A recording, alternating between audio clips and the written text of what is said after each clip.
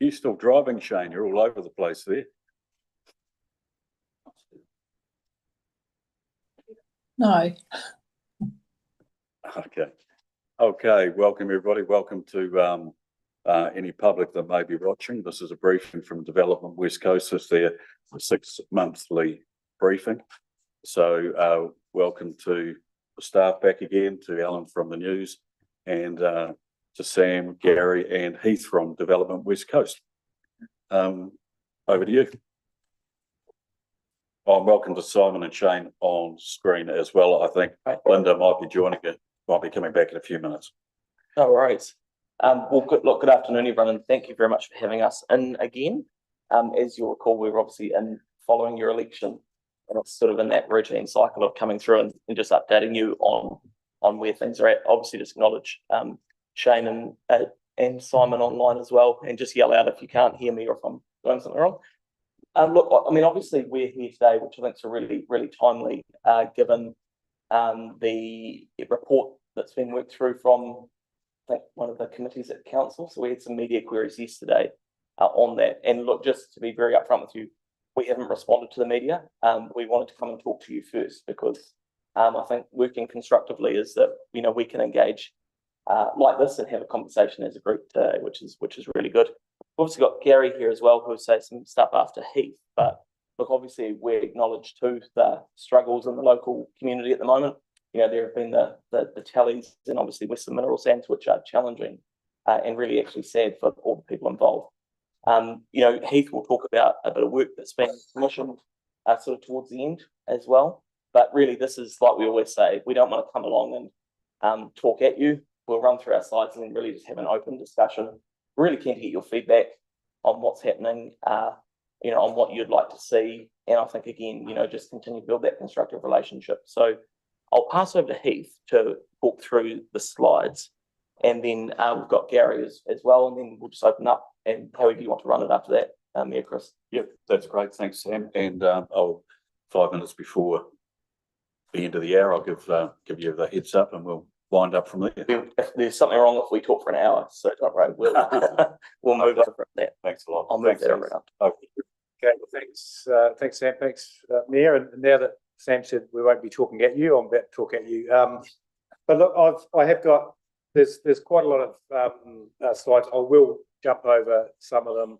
Some of its background which may be familiar to some councillors, but I think it's important to sort of reiterate, you know, who we are and what we're here for and how we came to be here. So that should be the first slide. Yeah.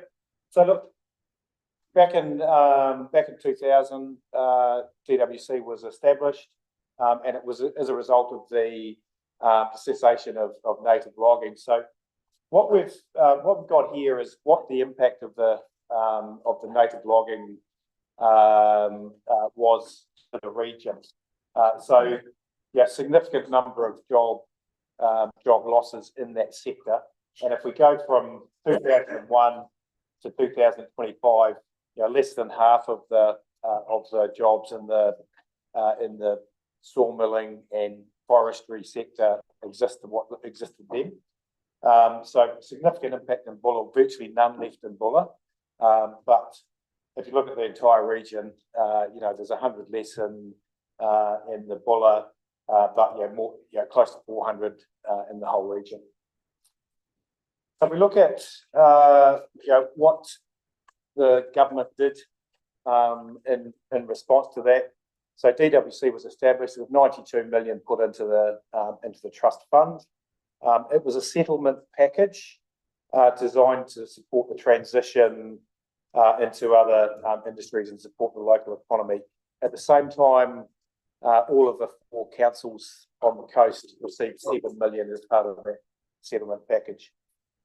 And the trust was set up with under the deed of trust, which was essentially defined by the objects, which was to promote sustainable employment and economic benefits for the region, and support projects that are not the day-to-day infrastructure requirements for local responsibility for either local or central government. Probably two other key points.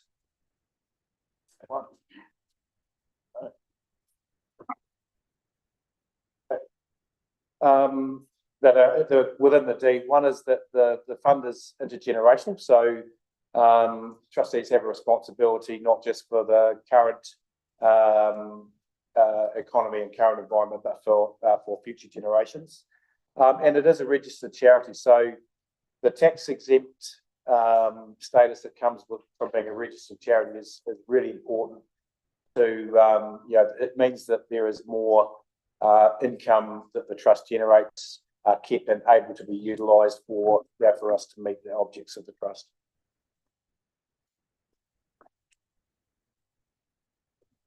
So trust was set up and so about 2016. That was not long after Solar Energy had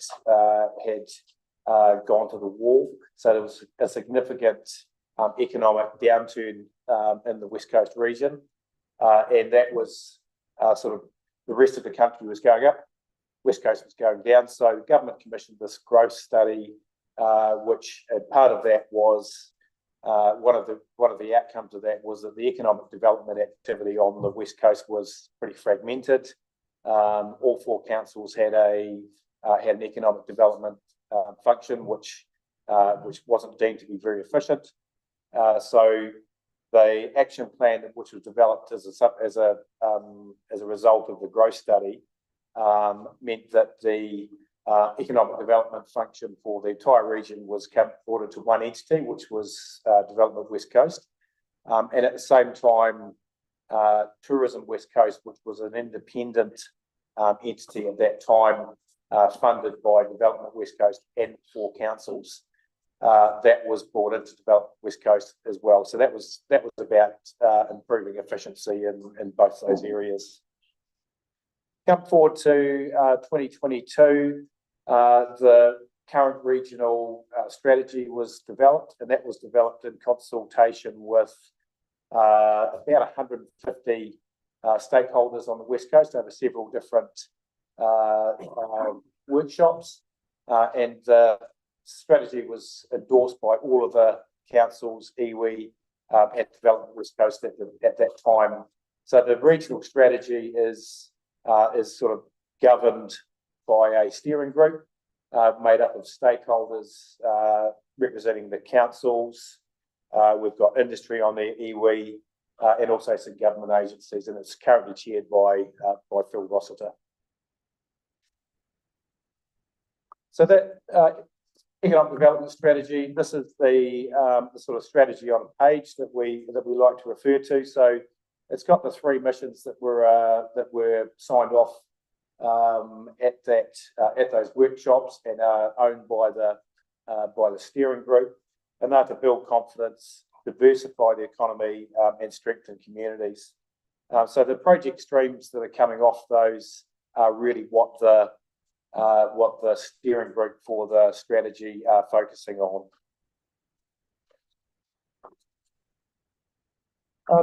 Just wanted to come back to the trust for a bit and give you an update. And these are sort of preliminary, they're not confirmed, these figures yet. They are interim, but they're pretty close to where we've landed for the year. So if you look at what we track here is the value of the trust fund against inflation adjusted. So started with 92 million in 2001. The blue line tracks inflation. So 92 million in 2001 equates to 175 million in the same value in today. The orangey red line is where the fund currently sits. So if we tracked inflation, we'd be 175. Where we currently sit today is 144. So we're a bit behind that same spending power, if you like, for the fund based on the activity that we've done over the years. What we also track is where that fund would be without our community distribution. So the green line at the top is adding back in all of the community funding that we have put out into the West Coast.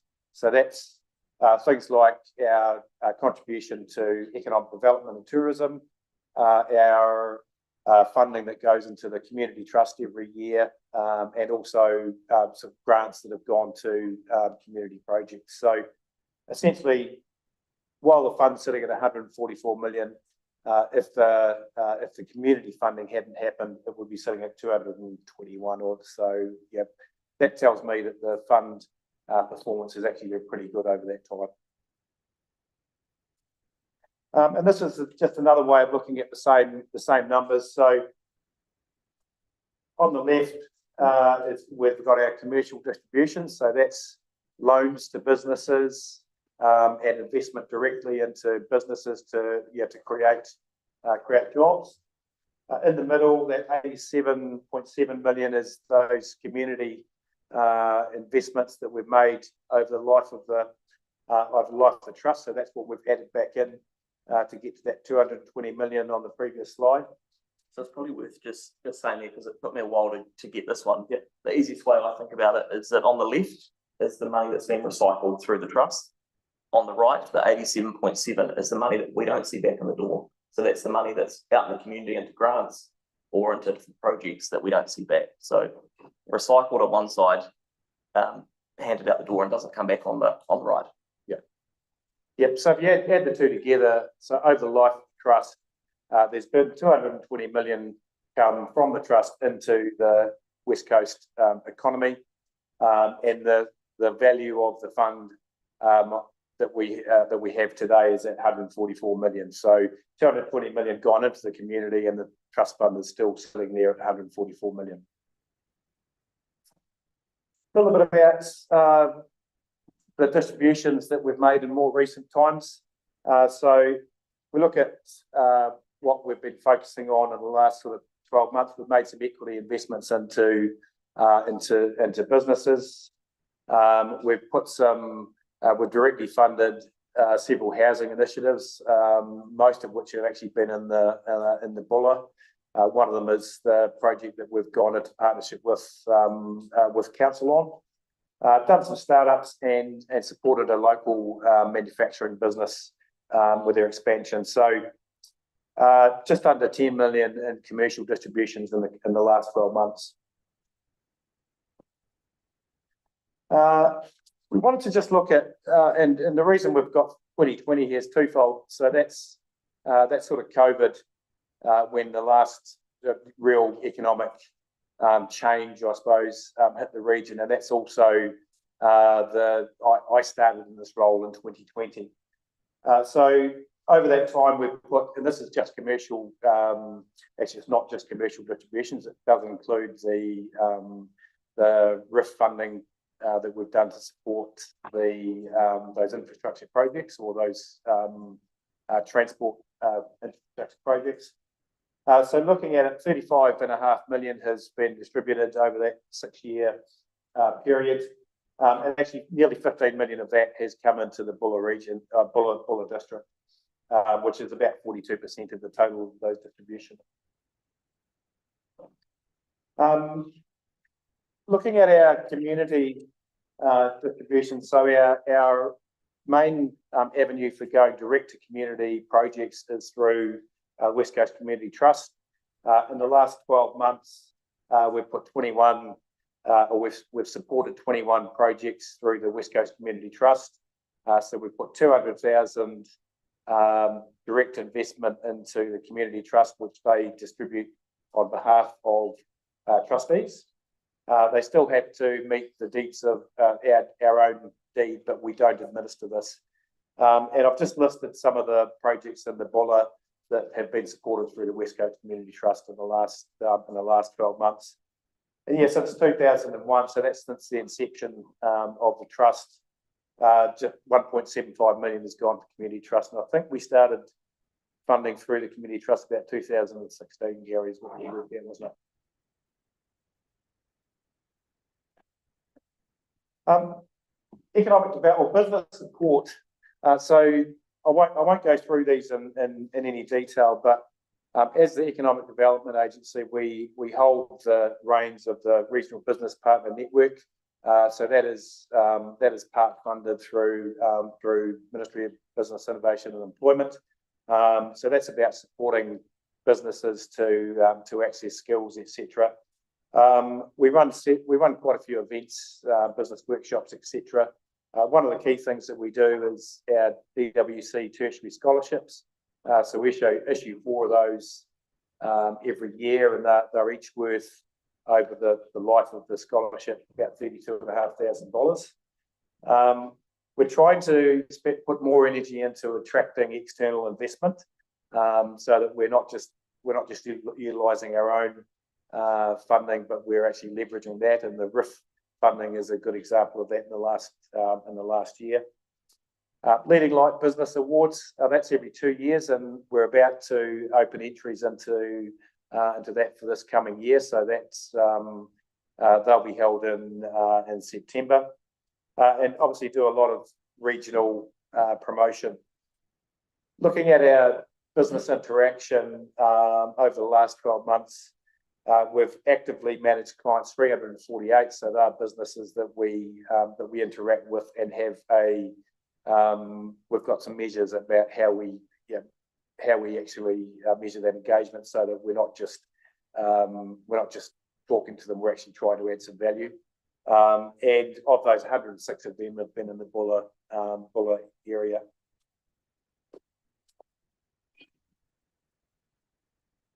Into the tourism, so 1.3 million goes into the tourism sector, and that was in the last year. That budget's probably going to be different every year, but that's really about trying to promote the region and encourage more people to come and visit the coast. It's a growing sector, and it's going to be pretty important going forward. A lot of trade shows. The mills is when we bring travel agents to the region to try and get them to understand the products that we have to offer. And just looking at the last year, of the 235 agents that we brought to the coast, 116 of those visited the Buller or somewhere in the Buller. We also have, when the government does issue funding for tourism activity, that generally is facilitated through us as the tourism agency. So we have a regional tourism boost fund and regional events fund that we administered in the last year. We don't know what's going to happen this year. Out of the Te Whanaketanga strategy, there's a destination management plan, which is DMP. Reference group is part of that sort of role that we play. So that's a group that's charged with looking at not just tourism promotion, but what that tourism industry will look like going forward. And we've got significant representation from Buller in that space as well. I want to touch on the Buller district, and one of the things that we're focusing on is trying to encourage people to come and live and work in the Buller, on the West Coast, including the Buller. And there's a Stats NZ at the moment telling us that the population is dropping, and what we're trying to show them is actually it's not. And if you look at the actual statistics since 2018, the population of the Buller has actually grown by 800. So significant drop since that 2013, which is when that solar energy, the impact of solar energy really came home to boost. But that's really turned around since that 2018 period, and it's back up to pretty much where it was in 2013.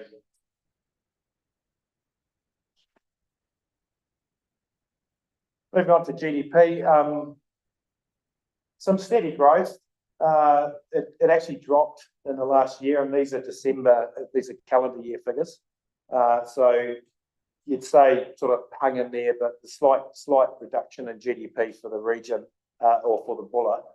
And we put that down to simply the coal price drop. So a large part of the GDP for the Buller is actually from coal, essentially Stockton, and there was a drop in the average prices for coal in the last year, and that had a significant impact. So that just tells us, how important that industry and that the plateau is to the Buller economy.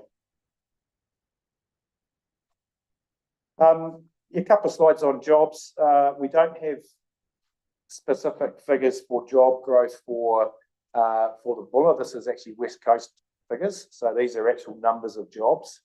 So West Coast has actually increased more than the average in New Zealand in the last 12 months.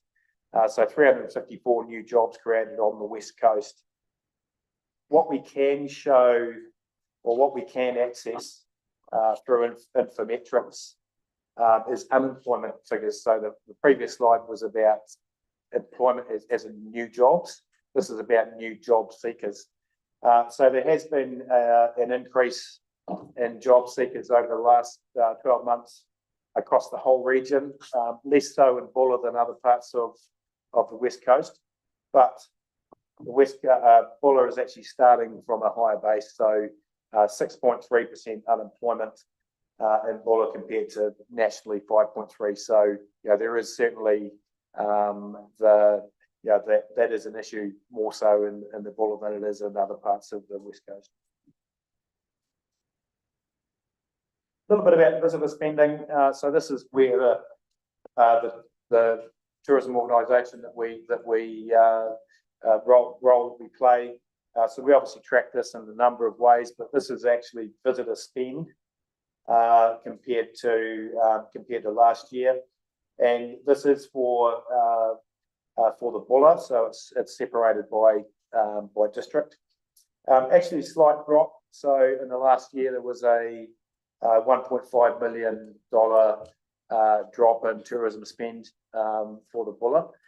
It is split between the black line is internationals and the blue line is domestic.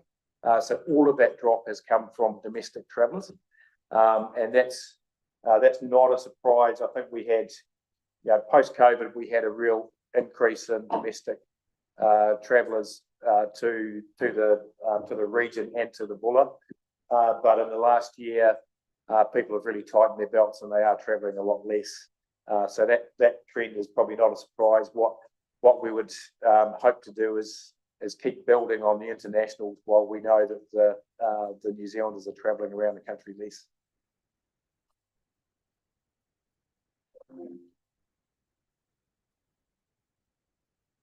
Just looking at, and I think this might be getting towards the last slide before I can take some questions and comments.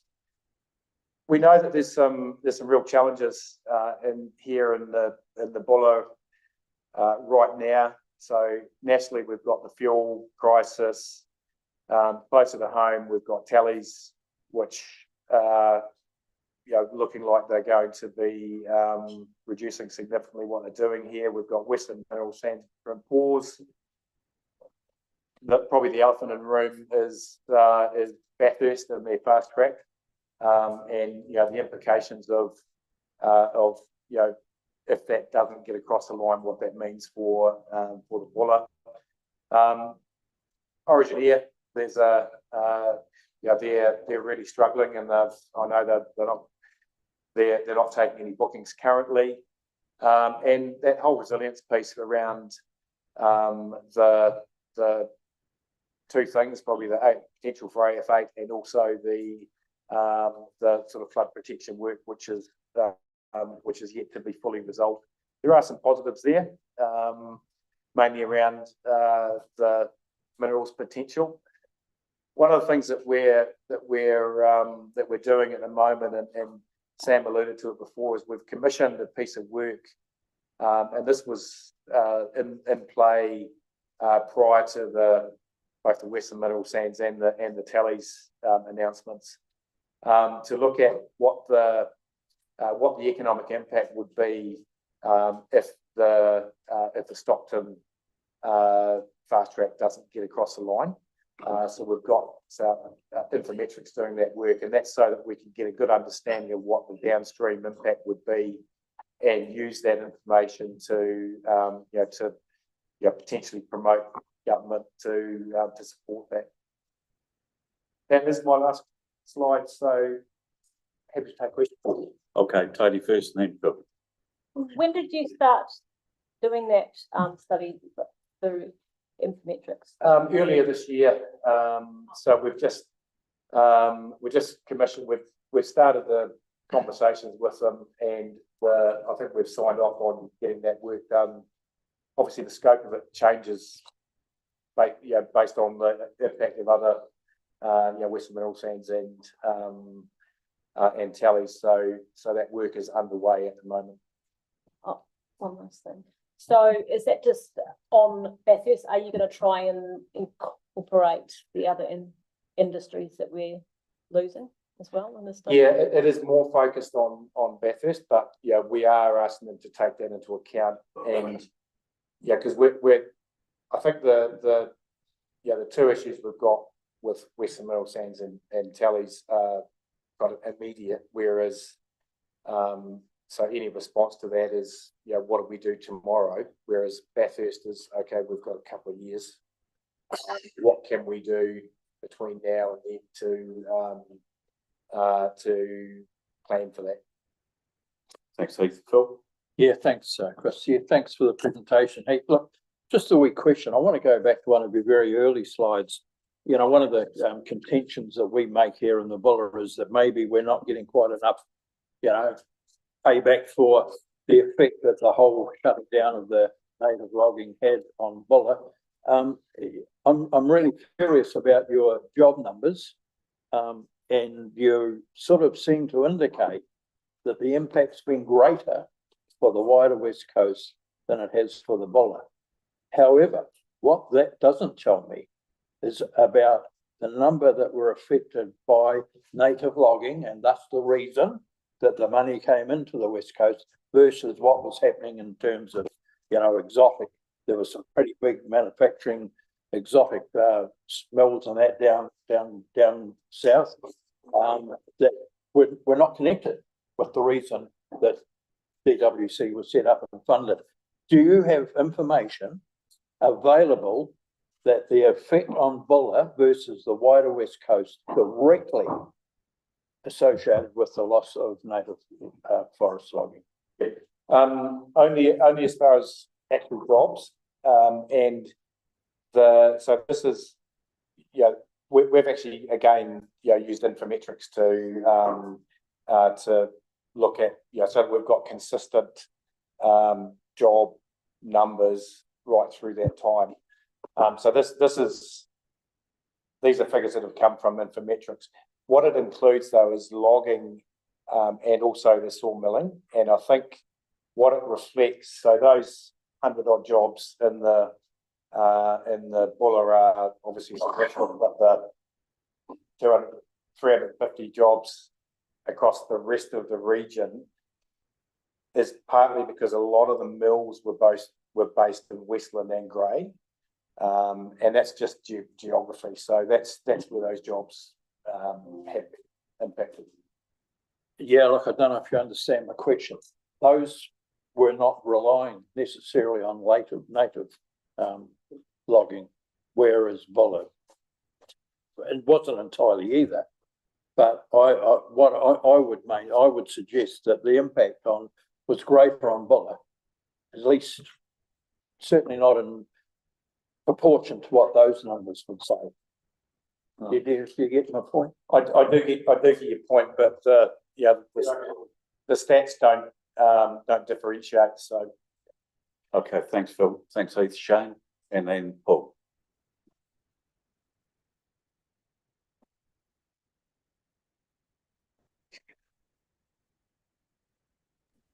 Sorry, lost it there. I guess, Heath and Sam, you can see from our briefing that we had a couple of weeks ago that we are frustrated. There is frustration here. And I think part of that is that what we see, even when I look at your positives around You mentioned Rua, but we have Bull Electricity working on a hydro proposal for Stockton. We have some good work being done on food resilience. Our frustration is the lack of connection to the community, and actually the lack of our ability to have input into economic development. And what we feel we need right now is a district strategy. And it's hard when we're looking at Te Whanaketanga strategy for the region. It's really hard to see any measurable outcomes. And you talk about diversification, which we know we need to be looking at. But part of this is a long-term economic strategy. What we don't need is money invested in something tomorrow as a short-term fix. We actually do need a strategy. And I think that's probably where our frustration comes from. We need to work with you guys. There is no doubt about it. But if we're talking about confidence, then there needs to be a more open conversation. And what happens should be led by the community. And I think that's where we feel we're missing out, that we just don't have a voice. Thanks for that, Shane. Before do you want to respond to that first? Well, I guess you might have some points on the district plan, but look, Shane, just to be really clear about we'll happily come and meet with you whenever you like. So it was really good that I think Gary's been along to a couple of the economic development meetings, which is really good connection. But if you think it's valuable for us to sit around the table, that offer I've reiterated time and time again. So we're not, you've only got a ring, and I know Heath and Simon talk sort of weekly, but I will be here at drop of a hat to come and see you if you think that helps. Great. I think that would be beneficial, Sam, because I think what we do want right now is we've got a meeting next month, and I think you guys have been invited just with the leaders from our community. We do need to look at an economic development strategy that has some long-term benefits, but also that starts connecting some of these things that are happening, because what we hear when we talk to our community is there is just a disconnect in all of these things that are happening. And what we need to do is we need to understand who is driving what and how one project can benefit or strengthen another. And we're not seeing that right now. You guys might be, but we feel like we're on the periphery of this. Yeah, no, that's fair. The irony is I just said I'll be here at drop of a hat. That meeting, that public meeting, I physically am not in the country that day, otherwise I would be here. But the point is, if that group that you've got that's working on this stuff, it might be useful us having a session directly with that in the first instance as well. Because look, we want to work in with you, absolutely. And if there's things where, and I know we talked about it, and actually some of the feedback you gave last time, Shane, was around that local impact around, I think it was Bathurst specifically, about if that was to cease to exist or, the limit on it. And so we hear you, and we are doing that. But I think at the same time, let's get in a room and look at some of those tangible things, because one of the focuses the trust have had is how do we invest more locally that moves the dial. So we're anywhere where there is something which adds value, often it's commercial value, we are up for investing in that. And the trust have been, we've got other opportunities at the moment that we're doing, and I know Gary's working on a few. So well, I think it would be really useful if we, sooner than later, get in a room with that group, or whoever you want from your council, because a lot of the stuff can be solved by sitting and actually having a conversation about it and understanding what it is more directly that we can be helping you with, if it isn't the just that regional approach to stuff. Yeah, I mean, that would be good. I think for the most important thing for us is it has to be community driven. It has to be community led, and it shouldn't be a short-term fix. There needs to be some long-term strategies implemented. And if we did that, because each district has different opportunities and different challenges, if we did it for each district, then we would see some regional benefit, because for all that money that's been invested, we're still high deprivation. And what we would like, and now we've seen a lot of money being invested in the Reefton area, which will lift that area. But how do we ensure that what we're doing is lifting all regions, and our pockets of high deprivation are being brought along on this journey? It's kind of what we're missing at the moment. Okay, thanks for that, Yeah, Shane. thanks. Just before we go to Paul, let me just comment on the coal industry. To be frank, I've been banging away at Development West Coast for 25 years, as far as the coal industry is concerned, and the importance of it.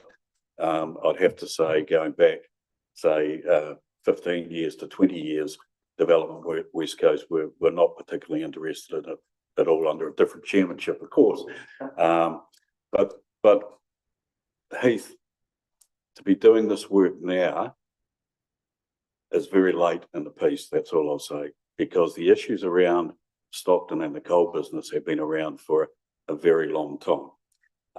And all I would say is that to be starting that work now, I would say Development West Coast do not have a good understanding, or haven't had a good understanding, of the importance of coal to the Buller district. And the expertise is there to get that. But people need to ask the right people for that information.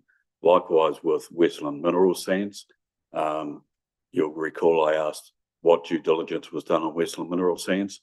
I'm not sure where you would get expert advice on that, but I hope that the advice you did get took into account some critical things like international commodity trading for a start, because the issue that we have with Westland Mineral Sands now should have been identified as a risk, because it is a commodity that's traded internationally.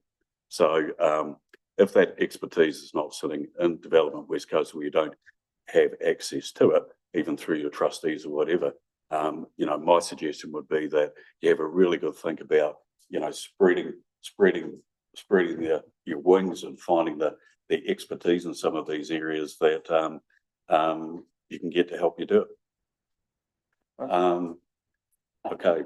Oh, Probably more by way of observation, but for a region to prosper, it's got to harvest its resources. And of course, your brief is the compensation, the 120 million package that government, by way of some sort of compensation, go for the reduction of native logging to zero. But there are other harms that came along with it, which was the removal of our exotic forests. So, of course, that's not in your brief, but for that to happen simultaneously when some of those forests within 7 years of reduction, it meant that there was no timber left for the mills to continue on with without the natives, whereas they could have got moved into the exotics if that had taken place. And the other loss was, of course, that out of native logging, councils received a portion of the royalties, either 1/5 of it or 1/10 of them, which was hard cash that came into councils to keep rates down. So although the 120 million with the 7 million per council and the 92 invested with DWC was to account for the community loss, there was no loss, there was no compensation for councils of those royalties. So I don't expect any answers, it's just by way of observation more than anything, but it certainly has caused a economic loss to this region, not only the native logging, but the exotic forests as well. Do we know, and sorry, I wasn't around, but do we know what the money was used that came to the council for? Does anyone, I don't know, what do you know? you've been around for 1,000 years. Well, we do. It was a similar scenario, but without the proviso to have it in perpetuity. In other words, it was a one-off offset to the community. And as far as I know, I can say that some of it went into a sock factory in Westport. I know that for a fact, of the 7 million that came into the district. So no, that was West Coast. So there were a number of those initiatives are similar. They were like mini Development West Coast spends. Oh, Yeah. Anyway, If I just comment, Paul, on your point about the council royalties that sort of disappeared, and I don't know how the structure of that was at the moment. But what I would say is that a big percentage of the that sort of 87 million in community distributions has come via councils. So that would be to projects that otherwise probably wouldn't have happened it would have been funded by ratepayers. So there is something there. And I think the other thing is that the investment that the trust makes into economic development and also tourism, prior to that coming into developing West Coast, a lot of that was coming from councils, ratepayers through councils. And I think it's the West Coast is the only region of New Zealand that doesn't have ratepayer funds going into those functions. So there is some benefit coming to councils and ratepayers from the trust. Thanks, Heath. Dave? Yeah, slightly different perspective. I just want to, thank you guys for the work that you have helped us with in Reefton. And like, this isn't trying to detract from anything, but leading into something I was going to ask you or point out. You guys, through your money that went into council, you gave $1 million, I believe, to council. Part of that went into the Powerhouse Trust in Reefton, and that was the money that kick-started the project. Without that money, it would never ever got off the ground. So that seed funding effect is a major if it goes in the right places. So I'm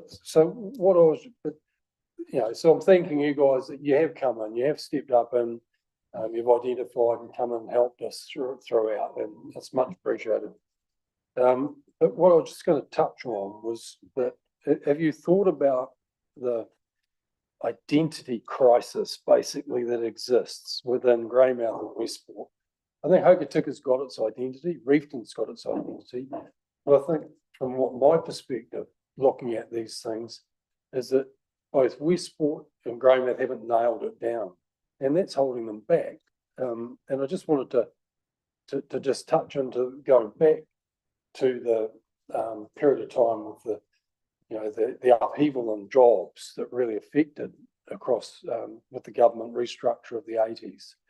And Reefton lost more than 250 jobs virtually overnight in Reefton. It was a major impact. But what grew out of that was our small community group managed to get some funding from Internal Affairs, and we had a small town revival conference in Reefton. And the key thing out of that was that, that you needed to get your identity, because that was your marketing advantage, and your key to each of your to be able to turn it around was being able to take that identity and transfer it into your main street, so that you're actually selling yourself as a separate, standalone identity. So that was just the key for me. I know covers a lot of ground to get to that point, but when I go to Greymouth, I look at it and I see it's kind of got this small beginnings of trying to get something. If you go down there and you look at the way that they've got the central piece now developed with your walkway and connection to the river. That's kind of happening with the library now coming on stream, looking quite great, I might say, and the Pitini Ngaitahu redevelopment. So it's starting to develop an identity, and I think that, for my way of looking at Westport, it's got a lot going for it. I think we don't want to focus on the negatives, but the positive of it is that it's got a hell of a lot of going for it if we can just get the identity right. Right, and then Tony. Yeah, thanks, Dave. Following on from what you're saying, I think identity is the key word. We've got this, as you know, developing this paper, and you've seen the progress, and you'll hopefully get the finished product next week, I believe, and we've got a discussion coming up. But what we're looking for is kind of a distinct economic plan for Buller, and the timing at the moment seems right for that. You look at things in context. The government is moving to dismantle the all regional councils, including ours. It seems like an opportunity for Buller to assert its own separate identity. We have our own challenges, but we also have our own opportunities. And I guess what we're looking for from DWC is an acknowledgement of that assertion of identity we want to work with you. Sam, really appreciate, your offer. And I'm imagine that we'll take you up on that for sure. So it's a partnership thing, but we want to sort of carve our own direction, and we hope that you guys will work with us on that. I think it's a reasonable expectation. Thanks, Ray. Tony? Just getting back to Dave and Dave's comments around marketing and promotion of our district. You mean promoting Buller has done a whole lot of work on Buller? And I think we should really also, DWC does, you were there at the opening of that. Yeah, we should all be working together and utilising all that hard work around marketing for the Buller as well. Yeah, I agree entirely, Tony, and really it's all about connection and understanding each other and spending a bit more time, I think, around the table, getting that understanding and also what's going on. I think from my point of view, Development West Coast are the eyes and ears out there, and we've got eyes and ears here, but we need the forums and we need the connection to be able to share all that information, I think, better than what we have done recently anyway.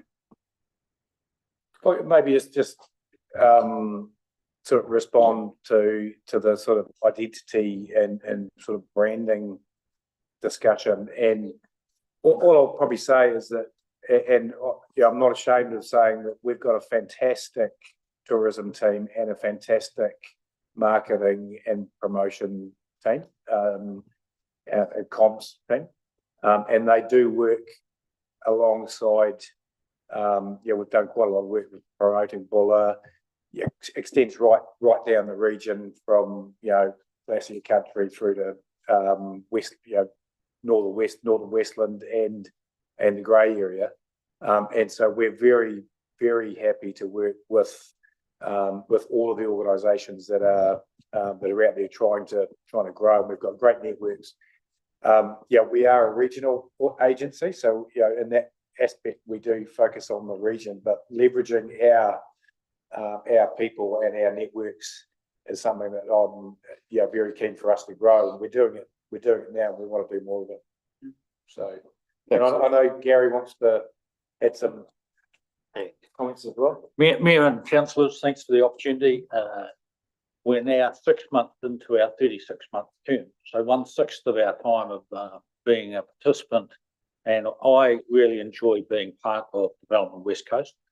I can affirm after 6 months that there's an outstanding board of trustees that I enjoy working with. We have our little challenges, but there is a real wanting to contribute to the West Coast and actually wanting to see more investment into the West Coast. So that's a constant theme, and it is part of why we have an internal strategy meeting next Monday. And it's looking about what are we delivering, how are we delivering it, and is it meeting community expectations, and is it consistent with the deed, and what may or may not have to change.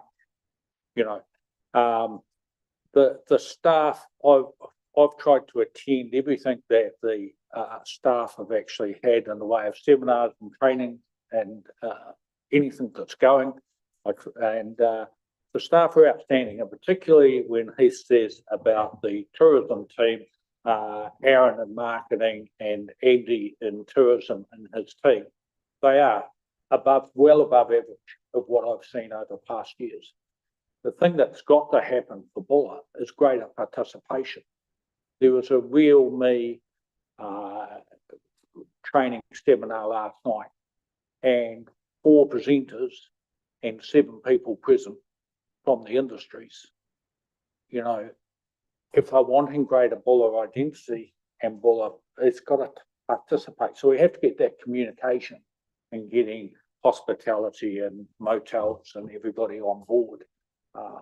There's opportunities. I'm actively trying to actually work with our community. I've reached out to the Karamea Northern Buller area, to Reefton area, to within our community of community influencers and employers to say, what can we do different? How can we do it different? And it's been good to have the opportunity to come to the ED committee and actually get some input to take through to Monday. And the outcome of Monday, I won't know until Tuesday, but it shows that there's a willingness to change with the environment and with what's been said. The reason why Infometrics are now doing a study on what happens if this industry closes or that industry closes is solely because of Deputy Mayor Shane Barry bringing it up very strongly and saying we need something, and we need to be able to show government what happens to our community if these things happen, and actually build a strategy about, well, what are we going to do about it, because sometimes you don't know until 2 weeks ago that something is either going to close or whatever might happen. But there are some really good grassroots stuff that is going to happen for the Buller community, because there is some positive, really great intending people and businesses. And, 10 days, Monday, a week ago, we had a business provider in Westport having a look at opportunities. And we're directly related to trying to foster them along. And that's just a small example that I think personally I'm quite active to try and take forward to the trust, the feelings of the community and what the community need. But we do need to be more engaging on both sides. What happened last night was a tragedy in my view, when you had promotion and people that are giving training for the tourism industry, and we didn't have much participation now. How much of that's communication and getting it out there that it's going on? That's one issue, and everybody's talking about that. But we certainly, as a community, need to get on board these things. And I will attend anything I can attend and welcome that. And I'm certainly taking it back to trustees. As they will tell you, I'm the most spoken person at every trustee meeting, without a doubt. On that note, I think Gary joined Development West Coast, so he gets more than 5 minutes at the council table. I'm just joking, but before we go to Dave, it will be the last question up, because we're just about on time. But I think the timing is all really good. Ray and his team have done some work. You guys are doing some more work coming up. So, let's hope this is an aligning of the planets, and we will move forward together, because that's what we need to be doing, isn't it? Yeah. Dave Hingston is our last questioner for comment. Great, thanks. And thanks, guys, for the brief. It's always good to hear people with positive perspectives and outlooks coming forward and bring options and what they've done to promote the West Coast as a whole. And in this instance, Buller specifically. My question is, as you're developing these infometrics, what does success look like for you? For Development West Coast, I would posit it's not giving away lots of money. It's not necessarily giving an equal amount of money to Westland, to Grey, to Buller. That's not the infometrics. So my question is, what are your measures of success? And are you going to build those into the metrics? I would say you've got a GDP growth one there. That's a great one. So we need to maybe have a look at them on a more local basis, on a more district basis. So you can come to us and say, well, actually, our initiatives have increased the GDP for Buller District by this much, or have grown these many businesses. Now, obviously, you need a lot of thought and time to go into establishing measures of effectiveness. But I find it hard to see, when you talk about growth in tourism, I get that. I agree with it. I agree with growth in healthcare, growth in, renewable energies. All those are good things. But, there's a big thing in the back of my head with industries closing like they have. And then I look at the income from the tourism and I say, oh, we're going to increase tourism. you know, to cater for the loss of the coal mining industry, I've worked it out that we'd have to increase tourism on its current levels by over 600%. And not only in the numbers coming through, but also in the amount of money they spend. So, you know, tourism isn't going to be able to replace the whole if we lose our mining income. It's not going to replace jobs. So I know it's a challenge for all of us. What I'm looking at is how can you tell me what success looks like for development West Coast, and can we put some metrics around that for future briefing? I'm happy to sort of respond and appreciate you said it's difficult because it is. But I think your comment about you know, tourism, you know, is tourism the silver bullet? It's not. It's absolutely not. So that's why in the Te Whanaki Taga strategy, it's about diversification. And I think the mayor had a point around Western Mineral Sands. Yeah, there was a significant amount of due diligence that went into the investment in Western Mineral Sands. And it was always, it's not gone. It's in you know, care and maintenance at the moment, but it's not gone. Always a risk, but a big part of that decision is, okay, this is meeting that diversification. It's in the Buller. You know, there's the expertise is in the Buller already to actually make this successful. So that's part of, you know, how those decisions are made. But there is no single silver bullet, and you know, Development West Coast has a massive role to play in moving the economy forward, but the whole region has got a role to play as well. So, yeah. Thanks a lot, Heath. Thanks for I that. know And it's on 3 o'clock. So. yeah, 3 o'clock. Good timing. Thank you very much, Sam, Gary, and Heath, for coming to have a chat. Brian, his team will finish off their little bit of work, and I guess you guys will be engaging, which will be good. Yeah, well, like I say, let's be off West End's come up here in person. But equally, you know, we do need to get in front of that group because, you know, the more connected line, the better outcomes we get for everyone. Yeah, so agree. Excellent. Thank you. Thanks all. Okay, well, Thank you. we'll take 5 minutes and 3:30. If I lost the thought again. Okay, that's it. Thank you. We'll be back at 3:30.